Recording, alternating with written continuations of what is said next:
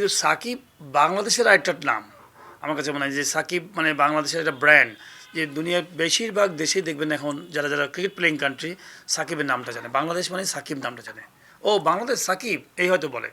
তো এই ব্র্যান্ডটা আমাদের বাংলাদেশকে কিন্তু অনেক অনেক ম্যাচ জয় এই ক্ষেত্রে অবদান রেখেছে, ব্র্যান্ডকে ডেভেলপ করেছে। এত বড় একটা কন্ট্রিবিউশন, এতদিন ধরে 16, 17, 18 বছর ধরে সার্ভিস দিয়েছে দেশের জন্য।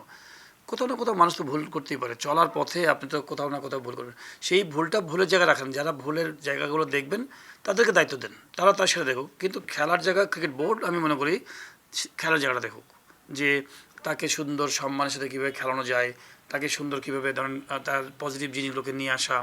আপনি তো ভালো মতো রিপ্রেজেন্ট করবেন। নিঃসন্দেহে সাকিবের বিরোধী একটা পক্ষ তৈরি হয়েছে, হয়তো অনেক কিছু তার সাকিবের ভালো জিনিসগুলো দেখেনি, হয়তো বিরোধী হয়তো কোনো না কোনো কারণে মন খারাপ হয়েছে। খুব ভালোবাসেন বলেই কিন্তু আপনি তারা মন খারাপ করেছে, এমনও তো হতে পারে। তো সাকিবের কাছে তো আরও বেশি মানুষ আশা করে। তো সেই জিনিসগুলো ইনফরমেশনগুলো সাকিবের কাছ থেকে আসলে খুব ভালো হয়। আর আমি মনে করি খেলার জায়গাতে তাকে সুযোগ দেওয়া উচিত। আমি মনে করি যে ক্রিকেট বোর্ড সেই অপরচুনিটি তৈরি করা এবং তার কাছ থেকে সার্ভিসটা নেওয়া।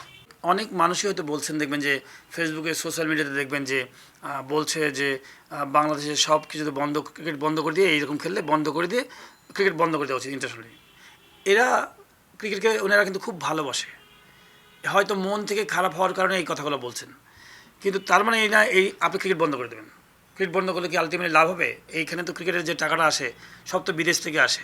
এই যে আপনি ইন্টারন্যাশনালি পার্টিসিপেট করছেন, কত মানুষের একটা মানে রুজি রোজগার হয়, প্রত্যেকটা স্টেডিয়ামে কত মানুষ কাজ করে, বিশাল বড় একটা ইন্ডাস্ট্রি। আপনি পারফরমেন্সের জন্য বন্ধ করে দেবেন, এটা দুই একটা মানুষ সোশ্যাল মিডিয়াতে মন খারাপ করে বলার জন্যই তো তার মানে বন্ধ করে দেবে না।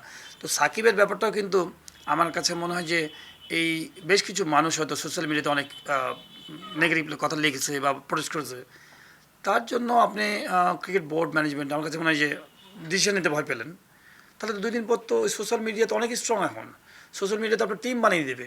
এই যে 15 জনের ওয়ার্ল্ড কাপ টিম, 11 জনের কালকে কে খেলবে, এরকম যদি 200-300 মানুষ যদি এরকম প্রোটেস্ট করে, আলটিমেটলি আপনি তো বলবেন যে না আমাদের তো কোনো উপায় নাই, সিলেক্টরদের তো বাসা আছে, সিলেক্টর তো বাসা থাকবে, ক্রিকেট বোর্ডে থাকবে না। তার মানে সিলেক্টরদের আপনি ইয়ে দিতে পারছি না, তখন তো আপনি সিলেকশন আলটিমেটলি ওইখানে যে চলে যাবেন আপনি। আপনার গার্ডস তৈরি করতে হবে যে আপনি ক্রিকেট বোর্ড আমার টেকনিক্যাল লোক হচ্ছে, আমরা রাইট জায়গাতে আছি এবং দেশের জন্য আছি, মানুষের জন্য আছি। আমি তো মনে করি যে দেখেন দুইটা পার্ট, একটা হচ্ছে রাজনীতির পার্ট, সেটা দেশের আইন ব্যবস্থা বুঝবে।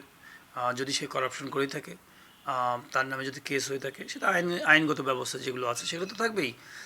সবাই এখানে সমান। আমার কাছে মনে হয় যে দেশের প্রেসিডেন্ট থেকে শুরু করে প্রাইম মিনিস্টার থেকে শুরু করে একজন রিক্সা চালক, সবার যেমন আইনের প্রতি শ্রদ্ধাশীল হওয়া উচিত, তারও থাকা উচিত।